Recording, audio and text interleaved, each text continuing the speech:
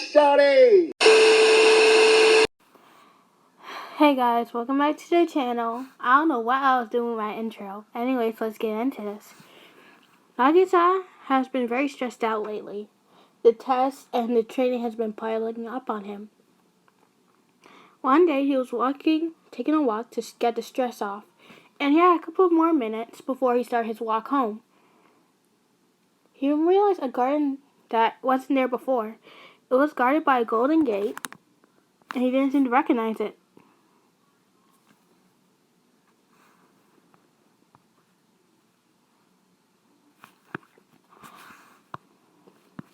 He walked in and saw the most beautiful garden ever.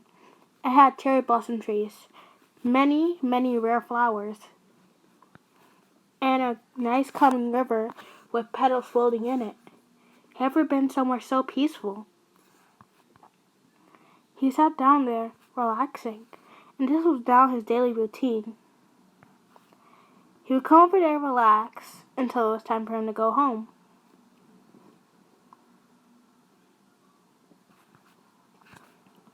Then one day, as he was sitting relaxing, he heard the words, "What are you doing in my garden?" he said. He started freaking out. "Oh, I'm sorry. I didn't know this was yours. Sorry if I'm trespassing. I'll leave." You put your hand on his shoulder. "You don't have to go. I never said I'm kicking you out." Right, sorry. It's alright. Now, tell me, what are you doing in my garden? He never saw your face. He turned around and saw you for the first time in his life, and gosh, you was drop dead gorgeous. I just came here to relax," he said, stumbling on his words, trying to process of how beautiful you were. "Oh, good. Most people came here to pick my flowers and trample it. I usually take those type of peoples out, obviously," you said. "Who wants to trample this garden? It's so beautiful," he said without thinking. "Aw, that's so sweet for you to say." "Oh, I almost forgot to introduce myself. My name is Listener. Nice to meet you." "Oh, my name is Nagisa." He let out a smile, turning him bright pink. "Is something wrong? You're turning all pinkish," she said, putting her hands on his cheeks, making him turn even redder. "Oh, no. Did the pollen get you sick?" he said. No, it's fine." "If you say so." He let go of his face. You and him started chatting, and you and him had a lot in common. You actually confessed that you thought he was a girl at first until you heard his tone of voice. When he asked you, how did you not know he was a girl? Even though he did thought he sounded kind of girly, at least you didn't jump to conclusions like others did. You and him were chatting until he had to go. "Oh, man," he said when seeing the time.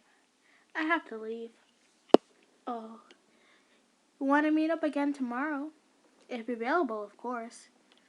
Sure, I'll meet you here after school." "Great. Also, here."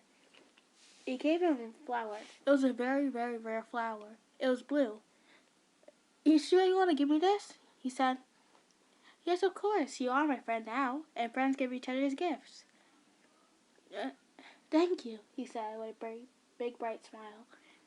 "Anyways, I should get going." When he got home, his mother was there at the table. "Nagisa, you're 2 minutes late," she said. "Sorry, Mom. I just got caught up in something." "Did you get hurt?" she said while running up to him, checking him. "I'm fine, Mom. Just had a long day of work. Excuse me, I have homework to do," he said, pushing past her and going to his room. He got out of bed and took out his work and plugged his phone into charge. Hey guys, I'm actually using bed effects and I just used this as an excuse to move. Anyways, As he finished his work and he was going to bed, he took out the flower clip. He was thinking on how can he repay you. Then he got an idea. He had a lot of money, since his mom gave him constantly a lot of money for no reason. Just in case he got hurt or something, he could pay for the hospital bill. But he knew that it was not going to happen. And if it did, he'll probably still have enough money for it. He was thinking of buying you a special clip, like the one he gave you. Hey, side note, guys, if I can find a good picture, I'll show it to you guys at the end. Back to the story. He was thinking and thinking. He decided to look up pictures online. Then he saw the perfect one. It was absolutely beautiful, and he'd think it would go with your hair. He looked up where the shop was, and it was only like a 10-minute walk from school. If he runs fast enough,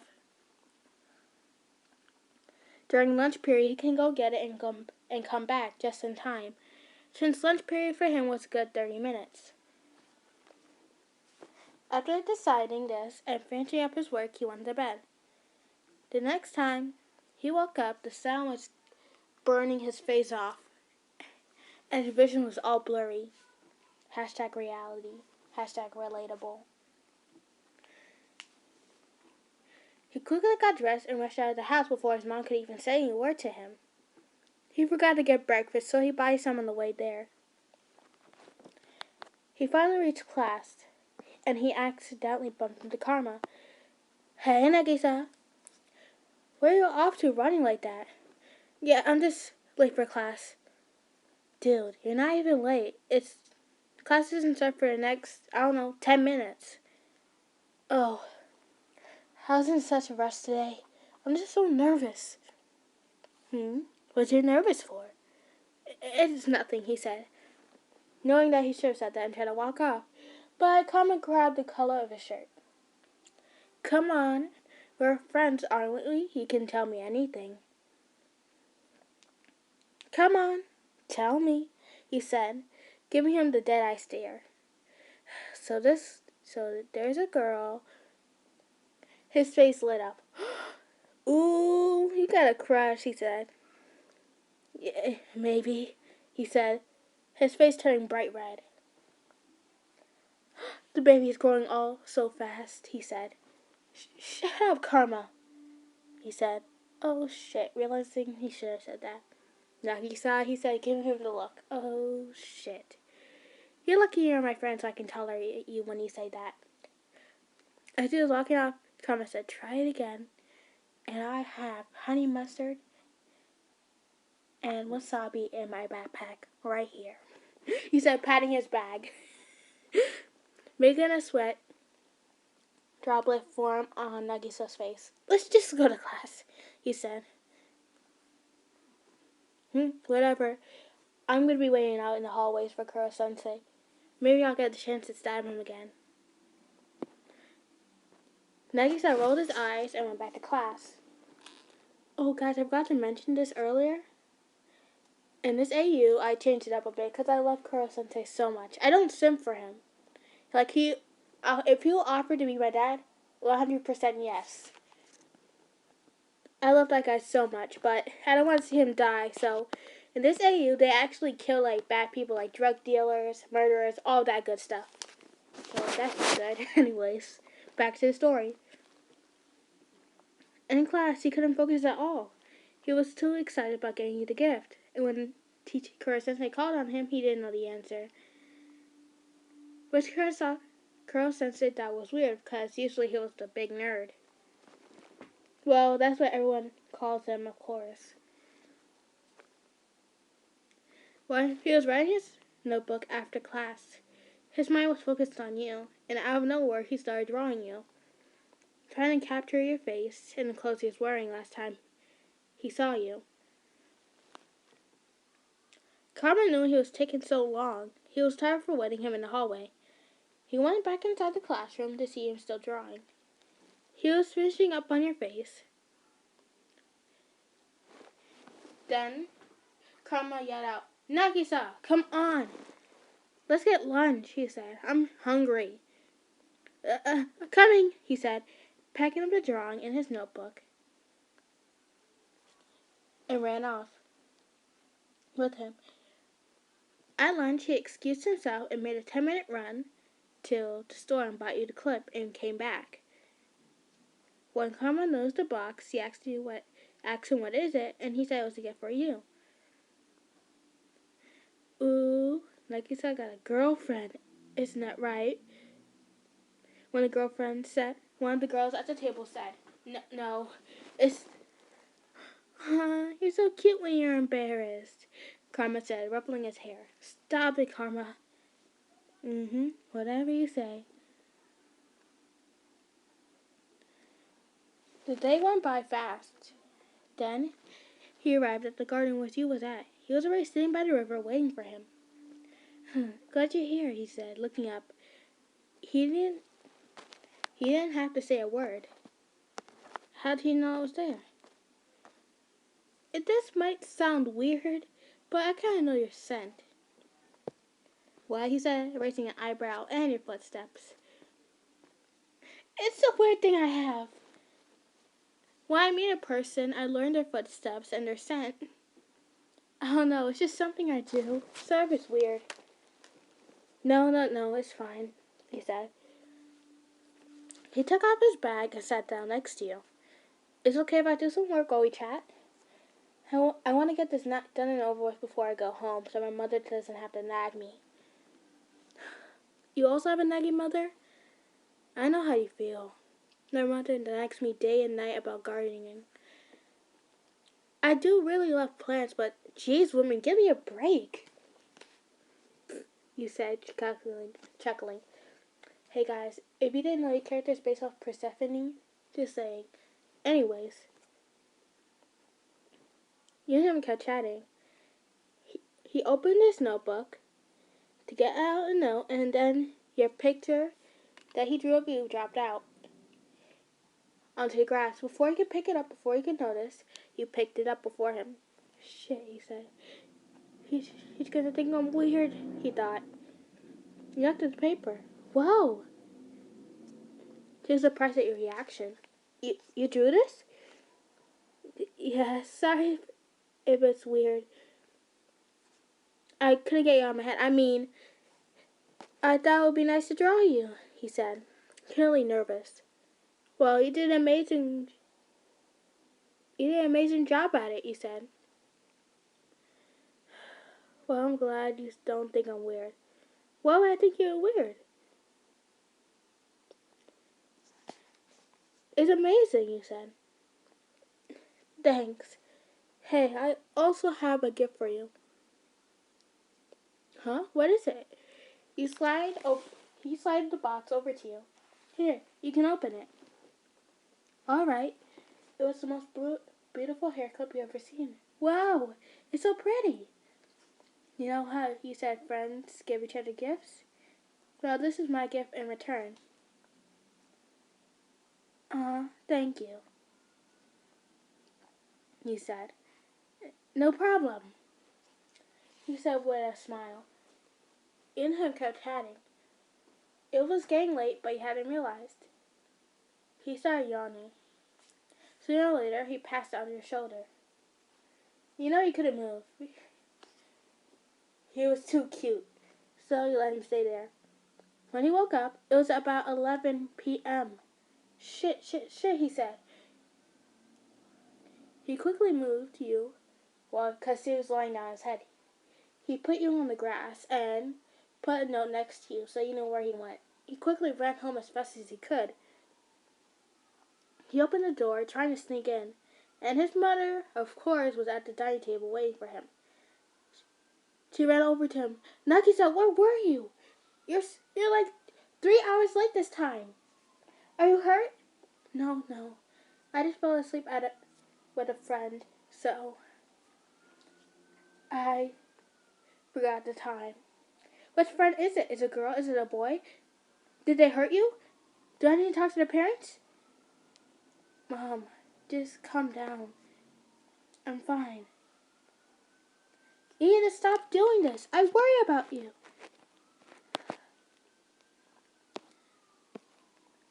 I'm fine, Mom. Calm down. No, I am not to calm down. My baby could have gotten hurt. Mom, I'm fine. That's the first time he ever raised his voice at his mother. She was silent. Sorry, Mom. I'm just not in the mood. I'm just tired, he said, brushing past her and sat down in his room. What he was thinking? Yelling at his mother like that? It didn't feel right.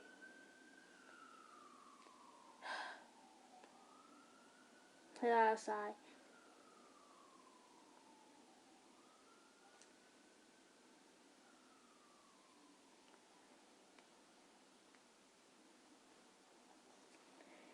The next day,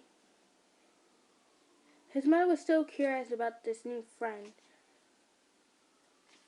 After school, his mother arrived there, of course never telling him.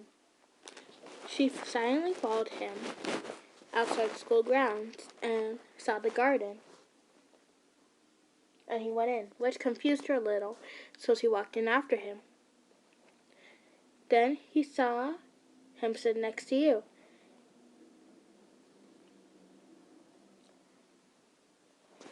You and him were chatting, eating snacks.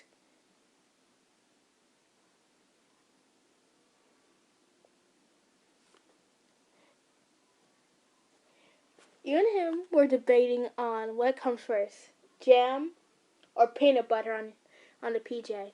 You were saying it was jam, he was saying it's peanut butter. You raised your fist, saying it was jam. And his mother thought differently, thinking he was going to hit him. She basically tackled you. Ow, what the hell? You yelled out. You're not hurting my baby. Mom? He yelled out. Don't worry, Nagisa, I got this. Mom, get off of her right now.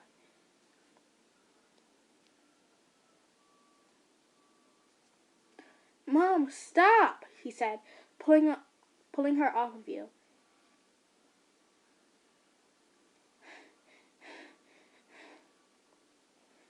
His mother was heavy. Not to mention she was on your chest. So it was kind of hard for you to breathe. So as soon as she got off, you started hyperventilating.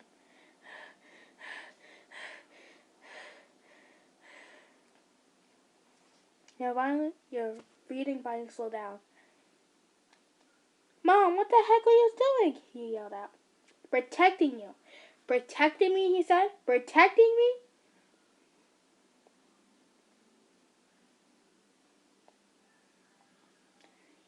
He never saw you this angry before.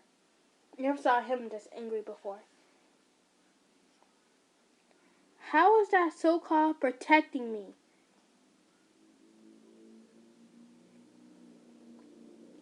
Because she was gonna hit you, he said. She wasn't. Me and her were joking around and having fun.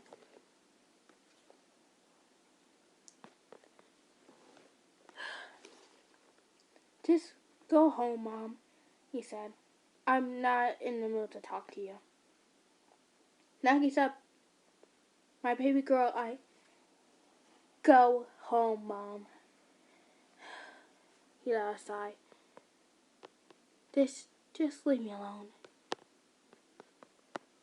Now his mother was angry, but not at him, but at you for some reason. As he stand up, she started yelling at you, saying this was all your fault. Of course it wasn't. Then she got super mad that she pushed you, and since you was near the river, you fell in. You wasn't a fantastic swimmer, so you started drowning. Shit, Nagisa said, out loud. Nagisa, language. Now's not the time, Mom, he yelled out. He quickly jumped into the water after you. You were struggling. Not to mention there was a lot of kelp. You tried focusing your power on the kelp, but it didn't work. You was more better at land plants than underwater plants. And your powers didn't work through water, so even if you couldn't control the plant outside the water. You were struggling. Then Nagisa came down the water. He whipped out a knife that the practice knife Kuro-sensei gave him and cut the kelp and helping you up to the surface. You basically coughed up water. Well, it kind of looked like you threw up water mostly. I'm alive, he said. Yes, I see you are. Nagisa looked at his mom. What the hell is your problem? He yelled at. No, I'm sick and done of telling you. I was so scared of you most of the time. You know that, right?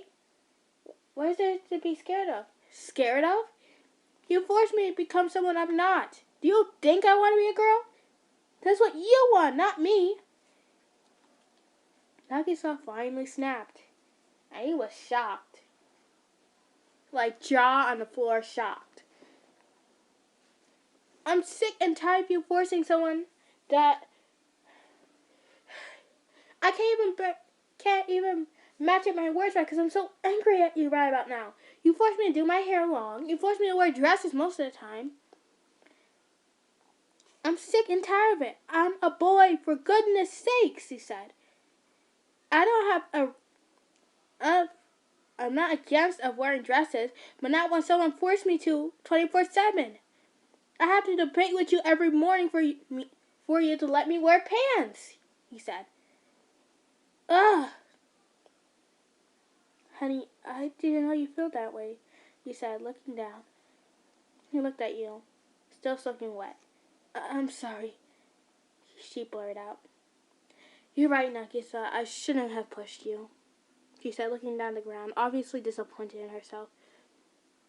I was just longing for a daughter so much I forgot what you wanted.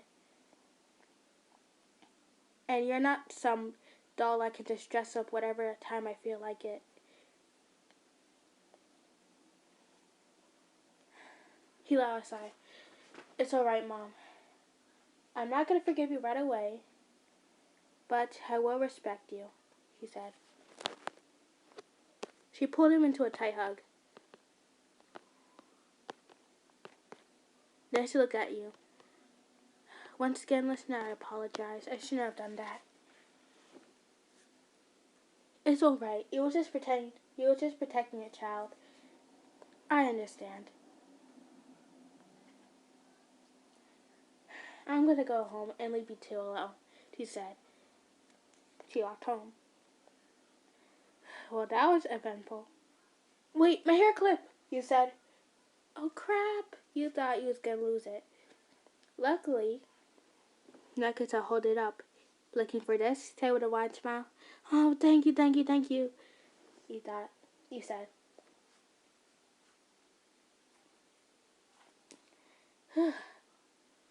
He said, I need to go change. I'll be right back.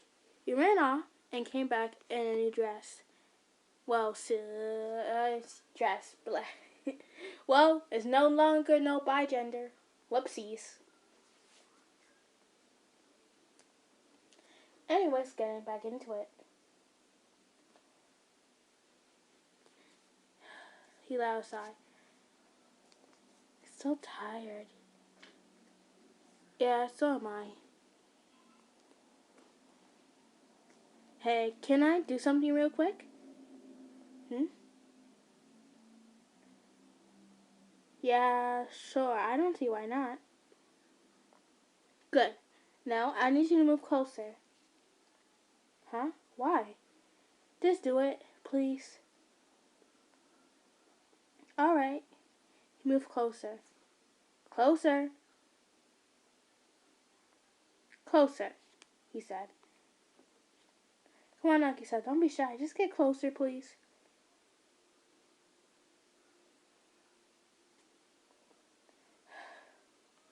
Sure, what is it? Before you finish sentence.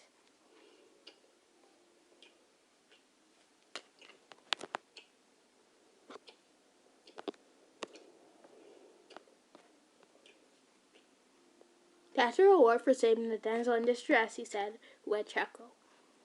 His face turned so red. You don't like your prize? He said with a big grin on your face. No. I loved it, actually, he said. Good. Now, anyways, you should go home. He nodded his head. You want to meet up for a date sometime? He said. Of course, he said with a big smile. I have to go too. Bye. Bye, listener, he said. He walked off home with a happy smile.